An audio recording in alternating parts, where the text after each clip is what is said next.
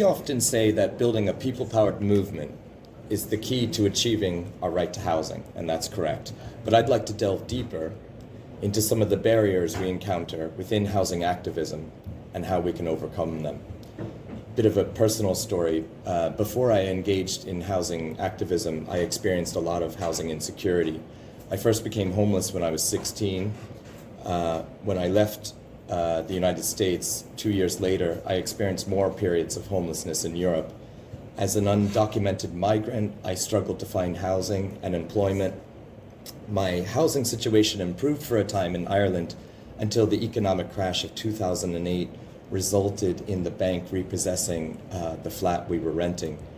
I had been in that flat for 8 years, paying rent to an absentee landlord. The flat was cold, damp, moldy, infested with mice. The bank issued us an eviction notice, and we ignored that eviction notice. Despite the poor condition of the flat, we decided to stay and squat. We had nowhere else to go.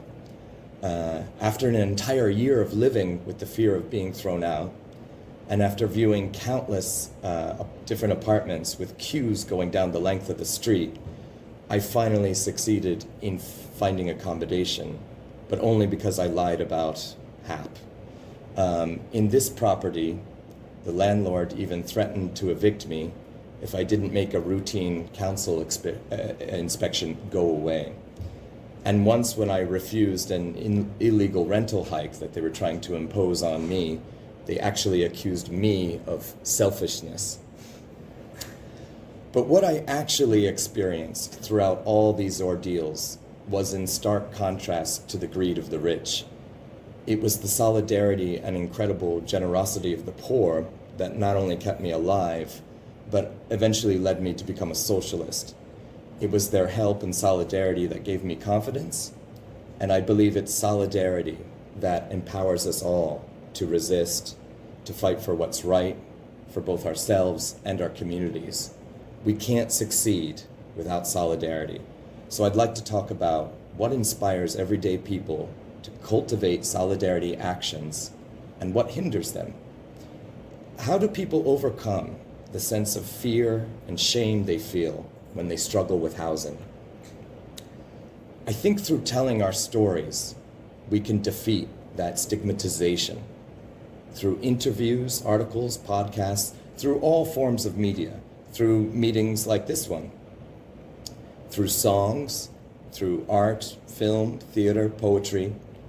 And I don't mean that we do these things privately in venue, but quite publicly on the streets, and that we use all the technology at our fingertips to record them, promote them online. For instance, the government was absolutely rattled by the artist Spicebag and his visual depiction of modern-day Garda at the scene of a 19th century eviction. Another good example is the Boxhead mural on South Main Street here in Cork.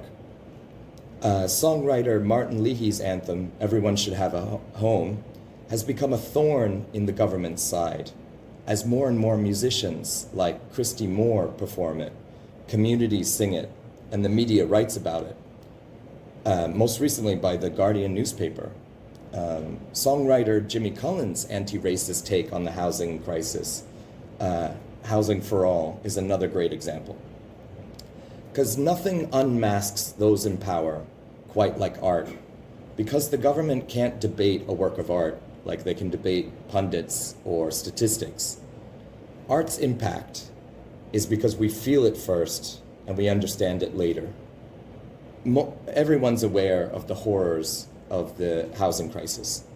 But when it's represented in a way that's outside the box, it resonates with people on a whole other level. I think it frightens the establishment on a whole other level too.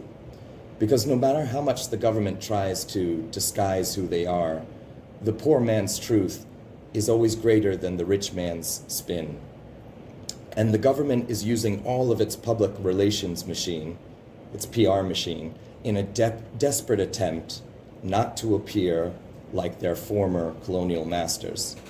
The terrible fact remains that rates of evictions and homelessness are now higher than at the time of the famine. And Fiocra really highlighted that figure, that frightening figure so well. The government is also aware that the people hold the power of a sleeping giant, and they very much want that giant to stay asleep. But the power of storytelling is about communicating history, learning from mistakes, celebrating victories, and empowering communities to resist. And Ireland, just like Fiachra has just described to us, Ireland has an astonishing tradition of tenant rebellion that we can draw from, enough to wake a sleeping giant, I think. But whenever we struggle on our own, the whole system is built to make you feel like it's your fault. It's designed to make us feel guilty, to isolate us from everyone else who's experiencing the exact same thing. It's designed to alienate us and debilitate us so we won't join forces, because they know all too well what strength in numbers can do, what people power can do. This is why they crack down with disproportionate force on anyone who tries to occupy a vacant building. They will throw the full force of the state at you to prevent you from housing the homeless. I don't think they're concerned about a few vacant properties. I think what they're really concerned about is the spark that lights a flame of housing activism, of mass occupations, of protests, of overholding, of boycotts, of rent strikes, of resisting evictions. So, and again, this is from that historian Fia Tuberty that Fiachra had mentioned. Fighting landlords is an Irish tradition. Let's look at some examples. So this is from the historian Tuberty. The late 19th century land war, which involved mass non-payment of rent by tenant farmers, led to the breaking up and redistribution of estates held by Anglo-Irish ruling class, and to the mass construction of laborers' cottages throughout rural Ireland. As a result, by the beginning of the 20th century, Ireland had more public housing than anywhere else in the UK. In the late 1960s, the Dublin Housing Action Committee and other groups around the country waged militant campaigns for better housing, involving occupations, squatting, and eviction resistance. Just a few years later, between 1970 and 73, tens of thousands of council tenants across Ireland went on rent strike against increased rents, poor housing conditions, and a lack of services and facilities in council estates, amongst other issues. So on May 11, 1971, the Cork Examiner reported the tenants' commitment that, quote, evictions would be met with physical resistance by selected action groups, unquote. So attempts to evict rent-striking tenants were in fact successfully resisted in Kilmore West in Dublin and Newmarket-on-Fergus and Clare, amongst other areas. These popular and well-organized movements forced successive governments to take steps to meet the country's housing needs.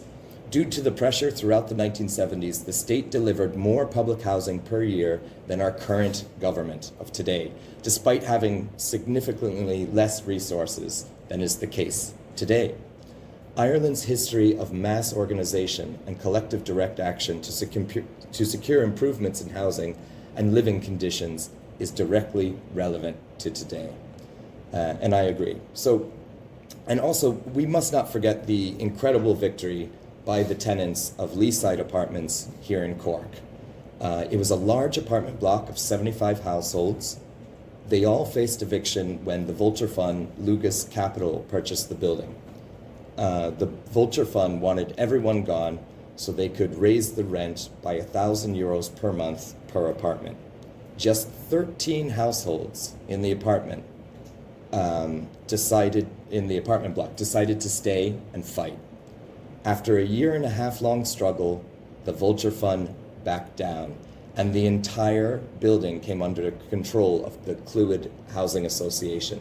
The entire block is now social housing.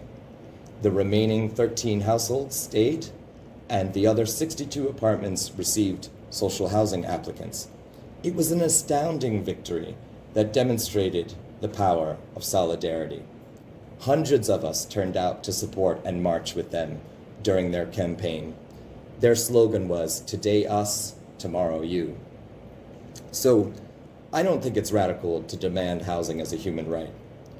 But every right that most take for granted now was once the uncommon stance of radicals.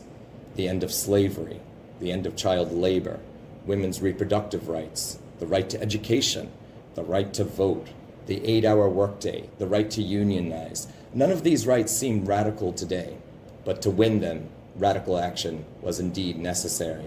And the same is true for today. In the struggle for a better society, we have to disrupt the status quo. Frederick Douglass famously said, "Power concedes nothing without a demand." It never did, and it never will. Now, everyone's familiar with that quote by Frederick Douglass, but what's really cool is what he says after that. So power concedes nothing without a demand. It never did, and it never will. Find out just what any people will quietly submit to, and you have found out the exact measure of injustice and wrong which will be imposed upon them, and that will continue on them till they are resisted with either words or blows or with both. So essentially he's saying, I think, you get the society you're willing to fight for. So should we quietly submit to the injustice of the housing crisis, or should we loudly resist it? The establishment feels secure when they assume they have our compliance. And if we stay silent, they do indeed have it. But they get nervous when thousands of us take to the streets, when people lose their fear and take action together.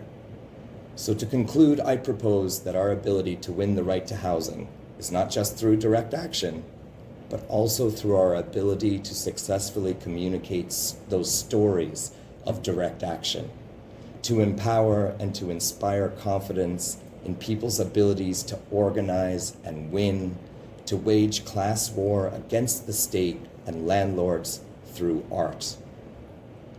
If anyone doubts the revolutionary potential of art, just look at how despotic regimes and dictatorships, how they treat journalists and artists that challenge them.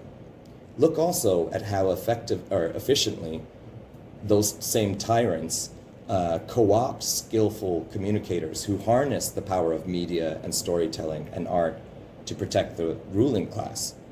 So the housing crisis is the most important fight of our generation. Without housing, every aspect of our life starts to unravel. Without it, we struggle to find work, we can't eat, we're vulnerable to abuse, we're constantly stressed, we can't sleep, we fall into depression, and sometimes people take their own lives. And I'm just gotta remember our friend Declan, who got an eviction notice and who did the same thing, sadly. The housing crisis is a matter of life and death. And we live in a system where not only do the rich get richer and the poor get poorer, but quite simply, the rich get to live and the poor get to die. So there are several front lines in this housing war. I touched on some of the emotional and maybe psychological ones that rage inside our heads, the one that battles between hope and despair. But I became empowered when I started to fight back. I became empowered when I joined CATU. I became empowered when I joined my union. So I'd like to encourage everyone to do the same. We should take confidence in knowing that it is the oppressor, not the oppressed, who should feel shame for running the system. It is the oppressor, not the oppressed, who should feel fear. Because when our class unites in the struggle for equality, there is no limit to what we can achieve. So alone, we'll feel afraid, but together, we can be fearless. Thanks a lot.